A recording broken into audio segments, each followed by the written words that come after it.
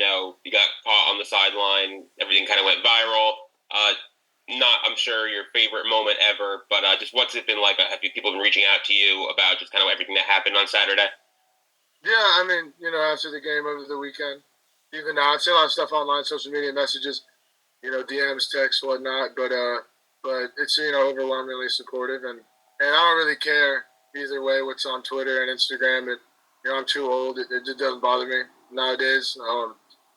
So whatever. I think what the video was and what it was, I think was just display of passion and emotion, and the heart that I got, and exemplifying our team, the character of our guys, and yeah.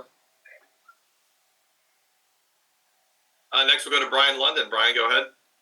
Hey, Matt, thanks for taking the time. How do you kind of channel that emotion and put it towards the opponent this week? Kind of, I know everyone says there's the 24-hour rule, put it behind you. But obviously, I mean, you guys were emotional, but now it's time to, direct it in a different way towards a new opponent going on the road. So how do you kind of do that? Yeah, you have a short memory.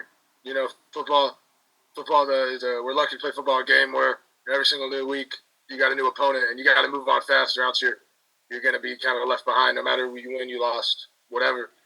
So for me personally, I woke up the next day, Sunday, and it is what it is. It's my fifth year of football. I've won a lot of games, lost a lot of games, and you get up and you move on. Sun goes up. We got to play UNC on Saturday at 7:30 or whatever. You can't dwell on it at all. And that goes for the whole team. That goes for the coaching staff. And you can be disappointed, you can be upset, but no matter what, Sunday morning and this weekend, you got to get up and be like, all right, let's game plan, let's get ready to play North Carolina. And that's what we've done. I think we've done a great job at that this week. Next up, we'll go to Andrea Adelson. Andrea, go ahead. Matt, not to belabor the point, but, when you were on the sideline there, was that just an expression of your frustration with the situation, knowing what, was about to happen? I think it just going through the game and what had happened throughout the whole course of the game. To be honest, the game should have never been close, right? That offensively, as a unit, top to bottom, we didn't play good enough. And from the beginning of the game, we should have punched in a lot of drives, and the game should have never been that close when it came down to it. It required a 5.5 minute, 4 minute drill to close it out. So there's several opportunities throughout every single quarter where we should have put it away. We should have been up by this. It never should have came down to the wire like that. But I think it was just a display of my passion for the game. No matter the circumstances of a loss, I'm going to be upset pretty much every time because that's how I am. I put everything into it, go through all week, and then, go through an entire game, and stuff happens, and, I get emotional, and I'm not shameful of that at all. Next, we'll go to Susan Miller-Degnan. Susan, go ahead. Hey, Matt. Just wondering, have you ever been through something like what happened at the end of last game, and how has the team responded? How has the offense responded? Have you guys met individually? What? Just the thought there. Yeah, I mean, I don't know how many games I've been a part of now, but I've had several losses and many that hurt more than others. UCF and whatnot. So it's not an unfamiliar feeling to be upset at the end of a game like that.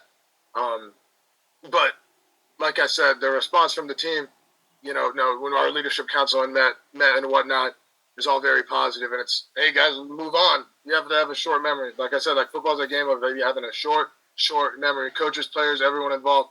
You got 12 games a season. You put in all the work all year around the calendar year for 12 games. So shit happens and you move on. And the team and every coach has done a great job of that. We just did a Tuesday practice and high energy, flying around, doing it how we should in every single period, every single drill, and we've responded well. And then the follow is just your faith in Mario Cristobal. He's had he's really gotten it hard from outside, and in Mario and Dawson, I guess. I have unwavering faith in both of them. Absolutely, since the day that I met Coach Cristobal, and the first play before I'd even enrolled at the University of Miami, and then Coach Dawson, right as he got to UM in the spring or whatever that time was.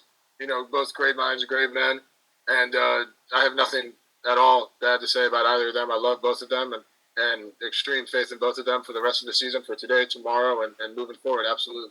Thank you. We got time for a couple more. We'll go back to Adam. Adam, go ahead. Hey again. So about the actual game coming up, just what have you seen from UNC's defensive front? Yeah, they're a good football team. Right? They're well coached. They're not super complex in the front seven with their down linemen and their linebackers. They run a lot of four down. They'll get into odd and whatnot. But not a super duper complex mental wise. But they got good football players. They play good, sound football. They're well coached. Their D line's got size. They got talented guys across the board, and yeah, I mean they're a solid football team with solid, talented players. And we'll wrap up with Marcus Benjamin. Marcus, go ahead. Hey, Matt, right after the game, you tweeted out on an emotional tweet. Just kind of wanted to ask, why you tweeted that out and what compelled you to kind of do that? I think just the circumstances of what had happened. We had lost the game, and I got in the locker room, and I don't really look on the phone that much, but I got people sending me this and that. And, later that night, it's just on Twitter and just on Instagram and TikTok and blah, blah, blah. And I really do not give a shit about any of that. Like, it does not bother me one bit whatsoever. But I just felt like I wanted to just express myself a little bit in a positive manner. And hey, guys, it's okay. Like, you lose a game, you move on. Shit, not a big deal. Short memory, like I said, and let's go get after it next week. All right. Thanks, Matt, for taking the time. We'll see you Saturday night. All right. Thank you.